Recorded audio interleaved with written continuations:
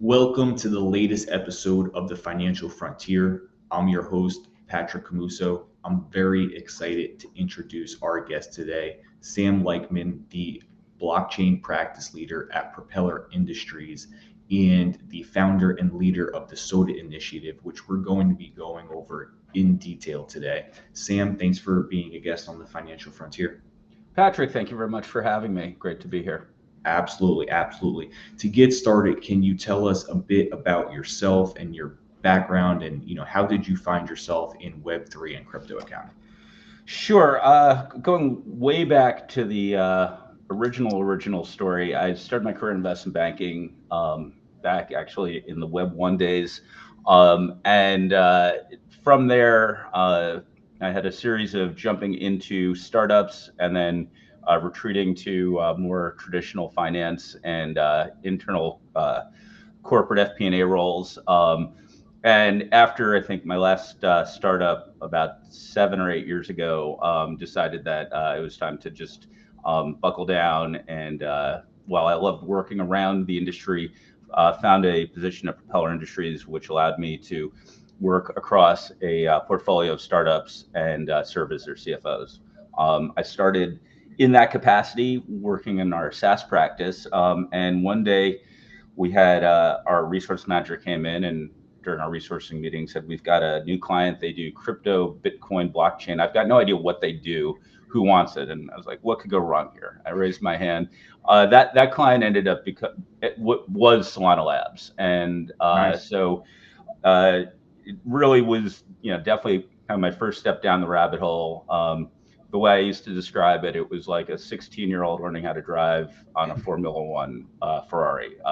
Lots of really amazing things going on. No idea what, it took a while for me to get my head around it. But one of the things that really struck me very early on was that in addition to the work we were doing for all of our other clients at Propeller, namely finance, CFO work, and accounting, there was going to be the second layer of crypto finance and crypto accounting elements, Patrick, that, you going back as early as you have, but back in 2019, you had the inklings of what you should be doing, but there really was not, there weren't tools in place. There were not, I would say, much in terms of best practices well defined. And it was just I hesitate to call it the Wild West, but it was a kind of a very open arena. And something that's interesting, I think, early on, to think about, accountants don't generally get into accounting because they like tools that don't work real well and rules that are evolving. So, I think the colleagues in my space who gravitated towards working with our crypto clients were, again, it was just a fun group. And, I think we built that out from one client. We're working with over 60 clients in the space across infrastructure and other blockchain related spaces. That's a very interesting background, and I agree with you. In the early days of crypto, there's really no standards. The tools were, not really up to par what is needed to, serve a lot of these enterprise grade clients. And it's been a huge learning curve and, a lot of work to get up to this point. And I think that sort of, ties into what you have been doing with SoDA and, implementing those practices into the accounting for some of the companies that you're working with. So can you maybe explain what SoDA is and, how does it assist you with helping these companies with their blockchain accounting? Sure.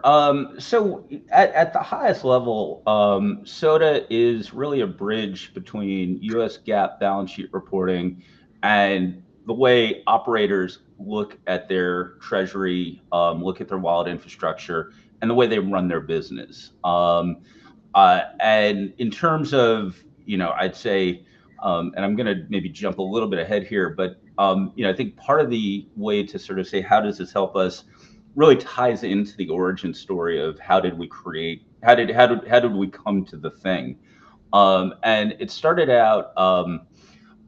One of our, again, talking about tools. I think about some of the things we used to do on spreadsheets, which were just, it makes my spine tingle, but it was really the only thing we could do. Yeah. But I'd say one of the first clients we had that had, and this is as the subledger technology and the subledgers were coming, really giant close for a client that was doing 3 to 5 million transactions a month, revenue costs, and had ETH with bases ranging from the hundreds to the thousands. And every week we did a flash report. We knew exactly what the fair market value was. And when we got to the point of getting into our first close where we had our financials, I looked at the number, the digital asset entry in QuickBooks, and I said, that number's just wrong. And my controller said, no, it's right. And then we got under the hood with the subledger and showed me the reconciliations. The number was right. But I was like, I know when we present this in 2 days, this is going to be the first number that pops up, because we're showing, just throwing a making make-believe number out there, 5 million, but we're telling them that there's $12 million in value sitting in these wallets every week. Sure enough, we're in the middle of our review. That number's wrong. We get under the hood with the subledger, and immediately our client, who is a very good operator but not particularly focused on finance and accounting, kind of was like, all right, you guys say it, so that's fine. I understand it's book value. And so it got me to thinking that what we needed to do was actually show the work. And this is, again, going back, this was maybe 2020 or 2021. And at the time, you were reporting your digital assets at the lower of cost or impaired value on the balance sheet. So it was not fair value. There was no sense of what was actually what your treasury represented, just to look at the balance sheet. So for the next call, again, we looked at our treasury on a weekly basis, really just through the lens of wallet and asset pairs and quantity, and then it would stop at fair market value. And so it's like, well, look, I know this is a view that we review weekly. Why don't I just add in what the sitting basis is for each of these at the wallet level? And my first instinct was saying, hey, this is just a way to show our work, to show that this number is correct. And we did, and it was, hey, that's correct, but that's a really screwed up way of accounting. But very quickly, having all of that information in one place, we began, from an operator's perspective, really started to think about, okay, well, let's think about how we begin to actually make this more useful. I think there's a point that I make when you get 5 crypto controllers, accountants, and CFOs in a room, and you ask them, what does treasury mean? You get 15 different answers. And I think the nature of running a business that has digital assets on the books, it's not just a bank account. And so all of a sudden, from an operator's perspective, you have this full visibility into your liquidity. Yes, you want to be able to be informed on your runway, and have a better understanding of also what tokens might be locked, what you have access to. But it really gives you a chance as an operator, and this is maybe getting to the first question, and this is where the build came from. It was really focused originally just on operators to say, hey, this is a thing that is going to make it, again, going back, we want to be able to bridge what you need to be reporting per US GAAP, which is the language of business, to the way that Web3 operators look and think about running their business. And from there, we found a bunch of other use cases. But let me pause there, because I think I'm jumping around here a little bit. Yeah, no, that's a great explanation, though. So SoDA is aligned with existing accounting standards, but it basically takes it a step further and adds more usefulness to the financial reports that you're going to present to clients, and it allows them to be in a position to make better decisions from what it sounds like a variety of perspectives, from FP&A to tax planning to other considerations. So can you maybe give a brief example on how it can help answer those financial questions, and how does it really sort of supplement some of the more GAAP compliant reporting that we see, maybe something related to token liquidity and treasury management? Sure. And let me add in two things to that, and then I'll expand a bit. So part of, yeah, and you're going to skewer me. All of my other CPA friends skewer me when I say what I'm about to say, but this is the way that non-CPAs can grok it pretty well. In a way, it's a fourth financial statement, and yes, I know there is a fourth financial statement, but saying it's a fifth financial statement is just confusing. Yeah. But no, but it's a supplementary schedule for a standard financial package. I think that's the what is the thing. And I think sorry, the question was real world examples. So I think, and let's kind of take this to sort of an imaginary entity that has spun up its own token, may have got investment in the form of stable coins, and then may have ETH on their balance sheet for gas and for other stuff. Who knows? I'm not even going to get into what this entity does, but essentially right now you're looking at having native token is on the balance sheet at a zero cost basis. ETH is going to be at fair value, but you're going to have tax liability. And then you have a stable coin which doesn't belong in cash. It falls in the digital asset category, but you're not. It informs your operating your cash flow and your runway, so it can't just be a number that is grouped in with these other ones. And B, there are no, where, let's say if you're sitting on ETH that you purchased at 1,000 and we're 2,500 right now, you've got tax liability that you don't have visibility to. So there's a lot of stuff that in a lot of cases right now at Propeller, we actually break those out on the chart of accounts in the balance sheet. But these are all digital assets. And I think to further complicate it, you're now also, I think, with other more novel RWAs coming out, or tokenized RWAs, you're not only putting digital assets in this one spot on the balance sheet anymore. So, just within the digital assets I mentioned that are just on chain, you've got basically three different accounting treatments. Yeah. You've got digital assets that could be sitting all over the place. And then, how do you, as an operator, well, first of all, make sense of just your on-chain assets, but then also other representations of off-chain that might be sitting in short-term investments, or if it's a tokenized PP&E, or again, I think outside of stablecoins and treasuries, I think it's exciting to see what's going to happen with RWAs, but I think the applications are going to be interesting.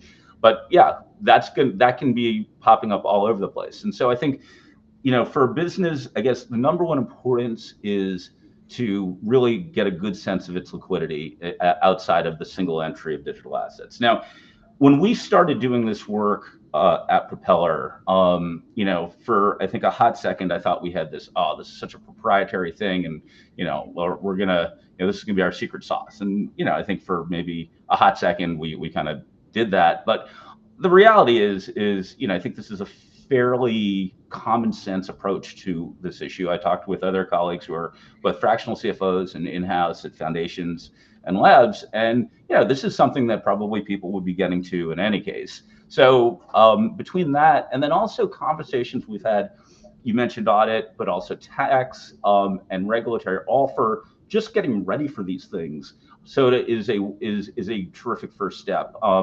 But then also, speaking with our friends in the venture community, I don't want to say that this was something that, especially when you think about what are required for information rights, year-end reporting, just how do VCs track their portcos. They're not. Yes, they want a bunch of different metrics, but they want the financials in US GAAP, and they want to see this kind of reporting. So we've had a terrific adoption from our friends in the VC community, and it really kind of, through all of this, we decided that, I think it was almost 2 years ago, maybe February, that we were going to actually try to put all this down on paper. And I think we called it a public benefit collaboration, but got terrific participation in the white paper. Andreessen, OP Labs, Masari, not listed. There were multiple Big Four participants in the white paper. Getting that attribution past policy committees, as you can imagine, is not easy, and that's still in process. But no, it really, the whole point was to open source this as a best practice for the industry. Yeah, and to that point, I encourage everyone to read the white paper, whether you're highly experienced in this industry or not, and just getting started out. I think it is a great document to read, and you can really start to get, if you're just starting out, a fundamental perspective on how to start thinking about presenting these financial assets on a balance sheet. And if you are more experienced, you can start to get a look at a more standardized practice of what we may be seeing industry wide related to this. And Sam, I think this goes to your point where you were saying that in the beginning, maybe this was something that was proprietary for you guys at Propeller, and then everyone's kind of trying to put together something like this for their clients because it is the most pragmatic approach. But I think what you guys have done is really create like a standardized way of doing it that can be adopted industry wide. So I mean, what is your perspective on that? Do you see this as a standard that is going to get that level of adoption over the next 2 to 5 years in the industry? Yeah, so it's interesting. So we were lucky, again, going back to sort of my origin story with Solana. We started with Solana. We're working with 60 or so clients in the space. But just on the point of standardization, being able to roll that out across our portfolio was, we didn't stress test it. We just said, okay, this makes sense. So now let's just do it. And so, yeah, we were able to work out some kinks, but we were able to say, hey, this is something that makes sense. And, I'd say probably it was kind of proof of concept from a customer perspective. It's operators wanted to see this. And so I think that how do we see this rolling out and getting more broadly adopted? So first plug for SoDA. If you go to sodafinance.xyz, we have opened up, well, first of all, you can download the white paper there, but you also can endorse the concept and the best practice. I'm not saying you're endorsing me, you're not endorsing firms, you're endorsing SoDA as a best practice. SoDA is open source. There's no ownership, there's no cap table, there's no entity around it, to be very honest with you. This is just a best practice for the industry. And right now, we have tier one VCs, tier one firms, tier one Big Four, all getting behind it. We're collecting endorsements right now, and one of the things that I'm hoping to do is by Q1 be able to roll out what we're calling, the V1 of the white paper was our first cut at it, and it was before the FASB ASU, which allowed for fair value reporting. In August, we rolled out our V2, which updated with the fair value, and obviously that I think made things maybe a little bit more complex, not necessarily less, but also expanded on where else this can be relevant. And now when we look at V3, I want to make this, we have our contributors listed on the first page. I want to have our endorsers listed on the second page. I want to have CFOs, controllers, tax folks, audit folks, VCs, other industry professionals saying, hey, this is a best practice we want to adopt. I mean, I think there are other official ways to begin to push for adoption. As I mentioned, I'm not an accountant by trade. I'm a finance guy, but I think again, if we can begin to just look at this as something that just makes sense, there's plenty of ways to adoption, and I think adoption can take on a number of different meanings. I cite an example, actually. It's interesting. One of the things that prompted the adoption of the cash flow statement in the late 80s was a real breakdown of, I'd say, not a breakdown, or say we'll call it proliferation of people playing with their P&L, and a lack of clarity between what went on between what earnings were claimed and what actually hit the balance sheet. And it just started because it made sense and it was needed. I think I don't know if we will end up being adopted in any official capacity, but just as a best practice for use, I think one of the things that I feel so incredibly lucky having, begun to sort of dig into this, and I think there's a bunch of different directions we can end up going on it. But one of the things I feel so incredibly lucky, I almost liken as if we are, coming up with, some of the early SaaS metrics. How do you begin to define an industry and start creating industry standards for that industry? And anyway, so I think this is a very exciting community project, and I think for crypto in general, I think falls within its ethos very well. Absolutely, the open source nature of it, the collaborative nature, I think it's fantastic, and it's really what's needed because the accounting function and the tax function and the whole back office is now one of the biggest points in our industry that needs focus right now to really bring us to that next stage of maturity. And this is a big step towards that.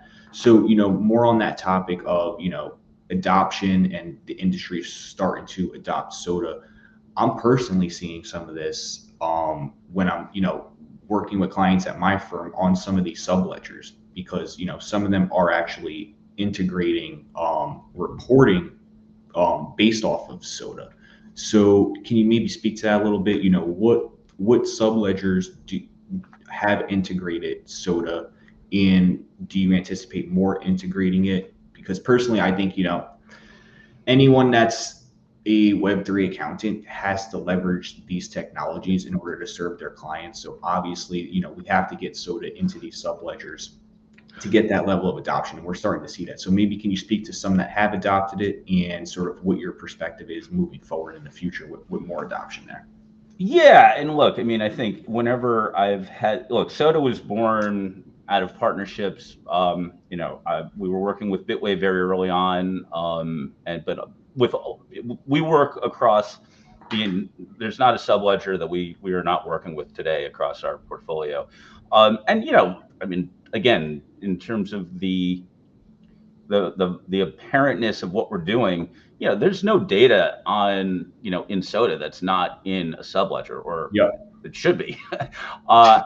So, I think when we started putting this together, a lot of the responses were going like, oh, we've already got all that. I'm like, well, do you have it in one place? Like, well, no. And, let's get in line and we'll get into the queue. And short answer is Bitwave has it out. Crypto, I think, is rolling it out, or may have just rolled it out. I've received verbal commitments from Integral, Trace, and CryptoWorth. Nice. And if I'm forgetting anyone, I'm really sorry. But no, I think, look, the entire industry has been very excited about it. I think we're friends with all of the subledgers that I mentioned. And, I think that, and I don't know, I have to smile when I say having canned SoDA reports is, a fun thing just to have in your drop down. But no, I think that, again, it's also, I think, giving us the industry an opportunity to help define itself. And, SoDA is a cute acronym, but this is a standard that, again, first of all, the support we've gotten from all of the subledgers has been phenomenal. Bitwave did roll out, or they made the announcement of the SoDA report at their EDOS conference over the summer. And again, I think making this, I think so much of just crypto in general is, how do you make it so a CFO who may not be crypto native can say, yeah, let's get this on the balance sheet, whether it's for an operational purpose, treasury purpose, or whatever. And so part of that, I think, actually is also, in the spirit of industry adoption. Yes, we want to, I think we're all chasing around, the people who've got the really cool jobs in the industry, who are the engineers who are building the really cool stuff. Yeah.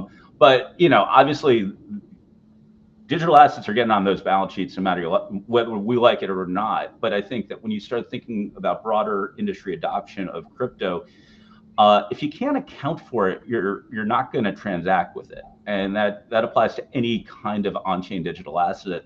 And I think from a CFO, if you think about from a Web 1 or Web 2 perspective, if it's not easy, if I can't say, well, what's in there, and I need to really understand that, you're going to have a hard time getting past a CFO's objections when you start talking about payments, when you start talking about other kinds of digital assets that are going to be on the balance sheet. I mean, look at Propeller. We've got 60 clients or so in crypto. We've got about 300 CPG and SaaS clients. And look, I'm running around the room yelling that in 5 years, I don't think we're going to have a client at Propeller that doesn't have exposure to blockchain technology. It could be payments, it could be inventory and supply chain tracking. It could be, stuff that we're not even thinking about. But there is, this is just stuff that's going to be embedded into just workflows, but it's still going to have to be accounted for as digital assets. So anyway, sorry, going off. No, I completely agree with you. I think over the next years, we're going to see a much wider level of adoption, and there's going to be a lot of CFOs, a lot of accountants that aren't Web3 native and may not want to become deeply Web3 native, have to account for these assets. And if we're going to reach that level of adoption, there needs to be standards that are in place, subledgers that are going to be able to help them do the accounting appropriately without having to just wrangle all this data from various sources. So we need that level of uniformity, I think, to, like you said, be able to be in a position to where these companies want to adopt crypto and they bring it to their CFO and their eyes don't glaze over, basically. No, I think that's exactly right. And it's funny when you talk about what is a white paper in this day and age. It usually ends up being just a shill piece. But when we really started down this process, and there are other outsourced accounting firms that are participating in SoDA, you can see it on the contributor website. But the audience, and when we started thinking about what are the themes and who is the reader and what's the level that we want to be talking to, it is that Web 2 CFO, somebody who is technically adept, but may not be knee deep or neck deep in digital assets. And this isn't meant to be a 101 primer, but it is meant to say, hey, here's something that somebody who is not fully in this world can get their head around. Yes, and that was why a little bit earlier, I was saying that if you're an experienced Web3 CFO, or if you're just getting your feet wet, this is a great white paper to read, because it's not a shill piece, and it does delineate a lot of the principles that go into digital asset accounting, just at a fundamental level. So I really think that it is a very good for accountants to read just in general, and it is something that you can very quickly implement into your practice and start adding value to more clients. So I think it's great from that perspective. So I believe right now, and I think you mentioned this, you're on V2 right now.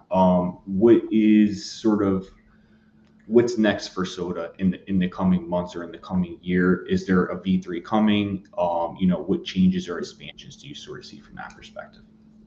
Great question. And so I mentioned this, I think, or I might not have, but we had the SoDA Symposium in San Francisco just about a month ago. But we had speakers from A16Z Crypto, Deloitte, EY, Bitwave, OP Labs, Very nice. Hashbasis, and honestly, it was in theory we had two direct competitors, or you had multiple people from the industry who theoretically compete with each other, who were sharing the stage and just there to talk about how do we, and it was, SoDA was a theme, but it was, how does this support tax? How does this support audit?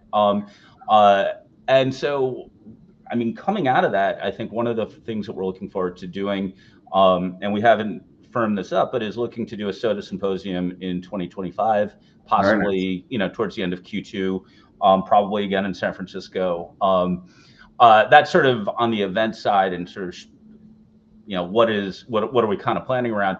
Sure. But in terms of like actual projects that I think can stem out of this. There's a number of things that we're looking at. Number one, Mackenzie Patel from HashBasis did a presentation on some work that she had adapted some work that she'd previously done, but we're terming it the SoDA roll forward. And when you start thinking about what does SoDA represent, it's really an extension of the balance sheet at a point in time.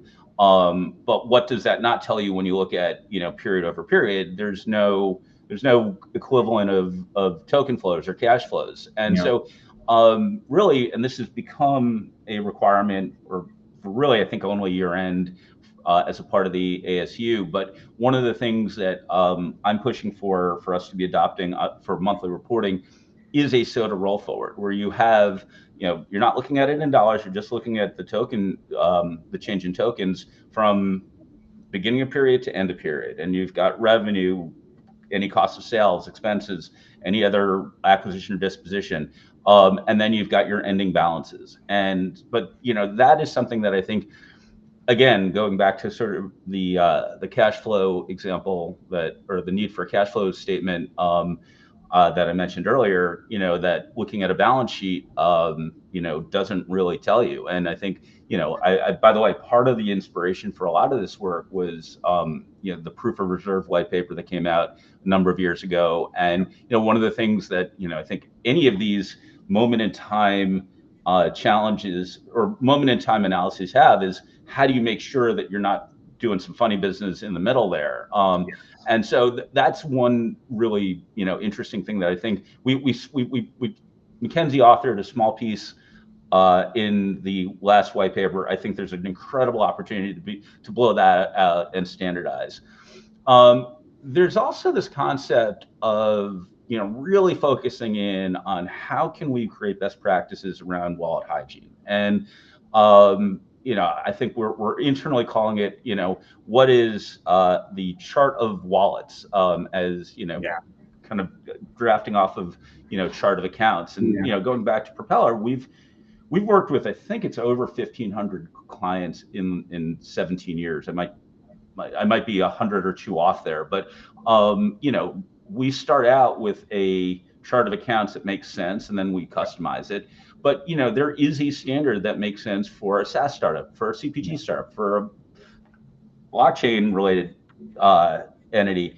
But what are some ways that we want to be starting to have our clients think about their wallet infrastructure? What are the different roles that they need to be applying? How are they good about segregating duties? Knock on wood, are they not intermingling personal funds? And so it's like, I think, there are, I don't want this to turn into a school marmy thing, but there are some guidelines that I think, best practices that can be, pulled in. And I think it all definitely relates to SoDA. And I think, and related to that too, and I think we touched on this earlier, but, within the digital asset line item right now, you could have fair value, tokens valued at fair value, tokens valued at the lower of cost or impaired. You have stable coins. And just on the balance sheet, on the chart of accounts on the balance sheet, you have 3 distinct valuations going on simultaneously.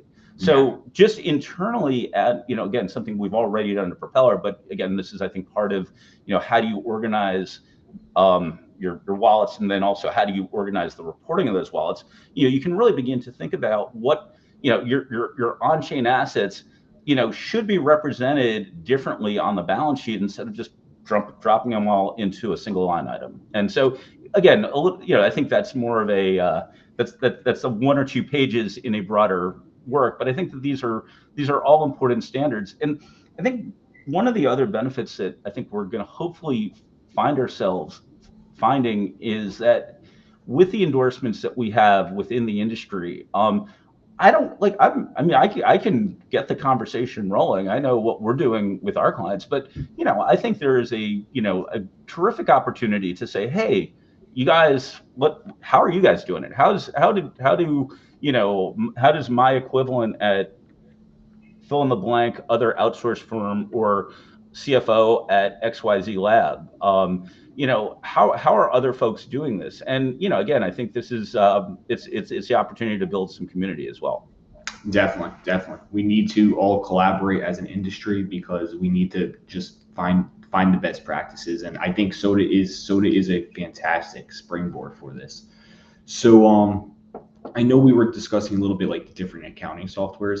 Obviously, that is one of like the first challenges probably for any CFO or even CEO that's trying to build out their back office is sort of dealing with that fragmentation because there are a lot of options. So how do you sort of view that, and like what is your firm's approach? Like if you're sitting down with the client and you're going to help them select a subledger, like what is sort of the criteria, and like what sort of hierarchy do you follow to really help them settle on the best choice?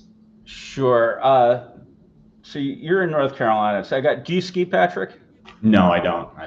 All right. Well, so on go to a mountain, you've got green circles, blue squares, black diamonds, and double black diamonds. Yep, And yep. that's from easy to most difficult. And I think the first question we ask ourselves when we have a client coming in the door, and internally, this is how we rate the complexity is, is this a double black diamond? Or are they doing things that are, highly complex, extreme amount of volume? Or, is this, do they have some digital assets on the balance sheet? And I think that's sort of one of the first gating questions. And, the other points that we kind of go through are what chains are they working with? How are they, where are they going? And it, there, as I mentioned, there's about a half a dozen subledgers out there right now.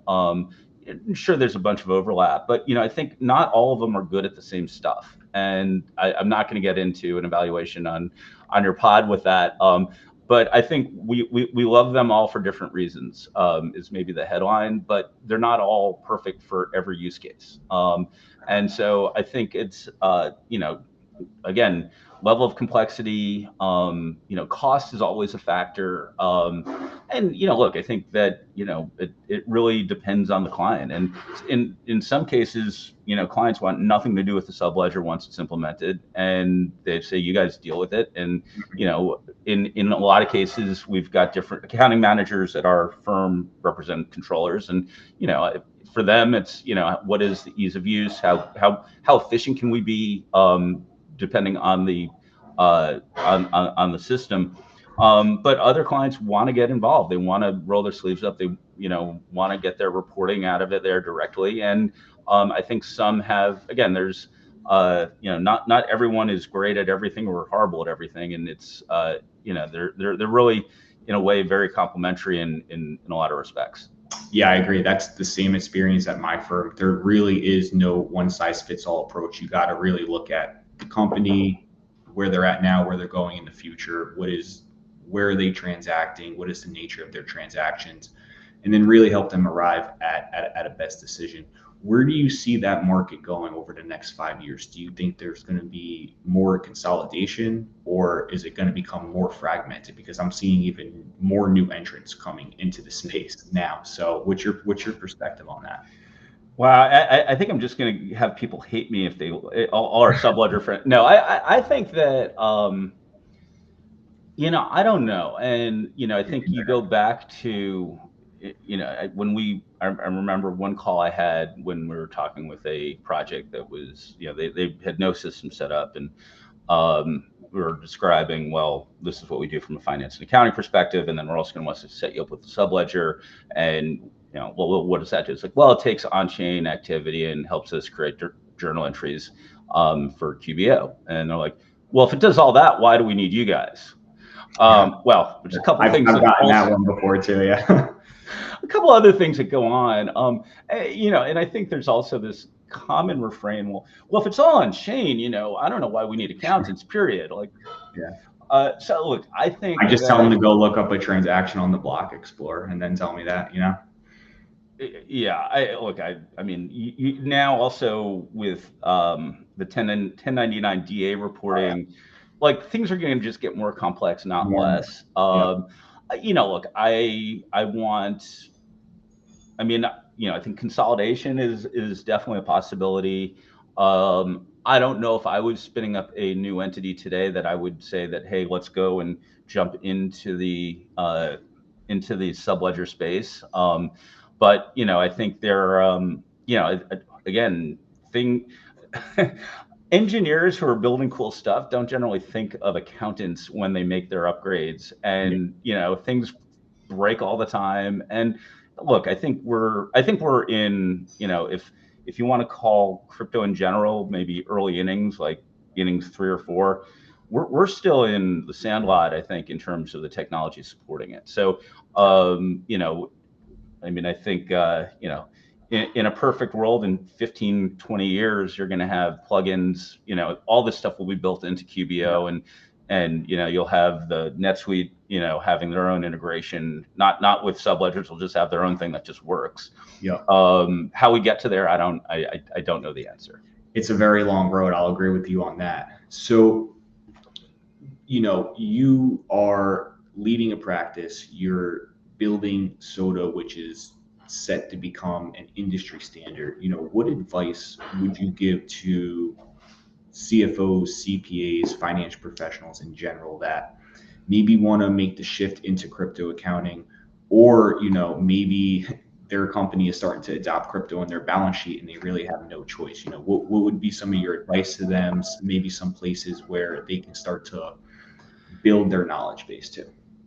Well, obviously your podcast. I mean, that just no. I think, I've had these conversations. I think it starts with throwing $1,000 into a MetaMask wallet and start messing around. You're never gonna really understand the thing unless you kind of roll your sleeves up. And it's like, make a list of every transaction type you would like to do, swapping, loaning, borrowing, all get an NFT. Just make a list and just go through it. And I think you're never. I mean, and this is the same advice I give to my teammates, or working on our projects.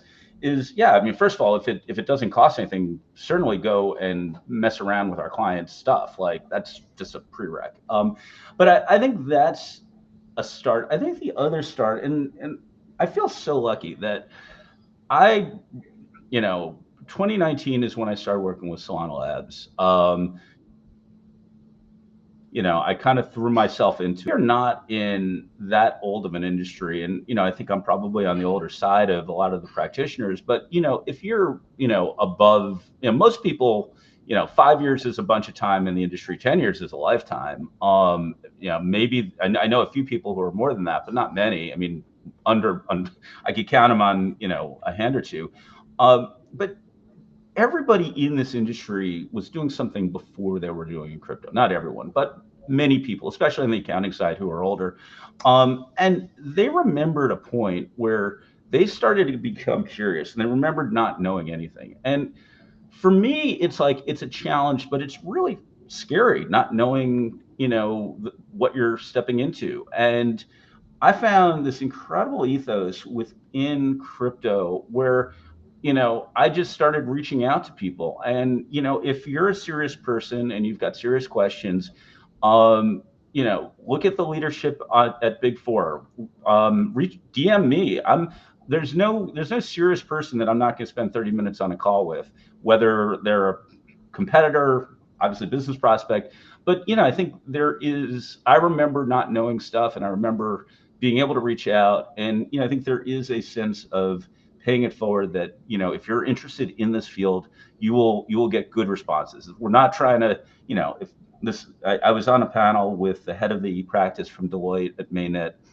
We're kind of laughing about this a little bit, talking about this very subject, saying, look, if this was biotech, or if this was a 50-year-old established industry, Big Four would, have very, very sharp elbows. And, the reality is, I think we're all, this is getting maybe a little bit, hokey, but, it saddens me a little bit that the term WAGMI kind of got sunsetted. I mean, Yeah. bad timing more than anything else. But Mhm. I do think that represented a phenomenal ethos that I think still exists in the industry. So, yeah, I think, look, advice to people, look, there's terrific content. I was kind of tongue in cheek but no, I think the content you're putting out, Patrick, stuff like SoDA, and again, just roll your sleeves up and reach out, have conversations. And yeah, I think there's just an abundance of resources. And for me, just being able to have conversations with other practitioners, gets me, yeah, you can only read so much, and, until it's just, yeah. And some of the considerations we deal with, you may not be able to necessarily read about them because they're just, new emerging issues, and you just need some like-minded people to discuss it with. So I agree with you. It is sort of a challenge and a benefit being in such an early stage industry. The benefit is that there is this collaborative nature amongst professionals, where maybe in other industries we don't necessarily see that as much because it's so early on. Everyone's just hungry to learn, and there is a huge impending opportunity of new market entrants coming. So there is this collaborative nature, I think. But then, there is a huge learning curve now that, has been building over 10 years. The regulatory environment is consistently getting more complex. So there is a lot, if you're just walking into this, that you're going to have to learn. And you have to look at it all from a first principle standpoint. You're not going to be able to just read something and apply some rule blanket to every client. You need to fundamentally understand their transactions, their flow of funds on change, and then start relating that to accounting and tax principles. So it is a big challenge, but there's a big opportunity, and there is a great community of accountants and tax professionals and CFOs that are, more than happy to speak with you. So I would sort of echo some of Sam's advice there. Sam, this conversation has been great. Where can listeners go to learn more about SoDA, about your practice at Propeller, and just get updated on all the latest developments on both fronts? Yeah, so I'd say, so find me on LinkedIn, reach out, DM me if you want to have a chat. Always happy to have conversations. That's Sam Leichman. Probably looking at the spelling of my last name right now. And also, to get more involved with SoDA, and again, this is just really a best practice for the industry. As I mentioned, it's a public benefit collaboration. But go to sodafinance.xyz. There you'll have an opportunity to download the white paper. You'll have an opportunity to endorse it. We are there will be updates that we'll be sending out. But that's, I think, the two places to start. And yeah, but Patrick, thank you so much for your time, and thank you for all you are doing for the industry.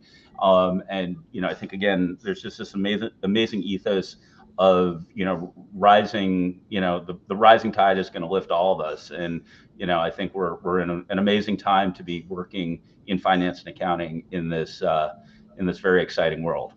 Yeah, definitely. We are on the financial frontier, and we're, building basically the future of accounting here. So I really appreciate you having on. This was a ton of great information. So I encourage everybody, connect with Sam on LinkedIn. I believe that's where we first got connected. So, he's very open to, connecting on there, and visit soda.xyz, read the white paper. It will benefit you as a professional. And if you're running a practice, I'm sure it'll benefit you there as well. So, to everybody that has been watching this episode today, I hope that you benefited from this conversation and you took some valuable information from it. Sam, thank you for being a guest. Until next time, I'm Patrick Camuso, signing off. Thanks, Patrick.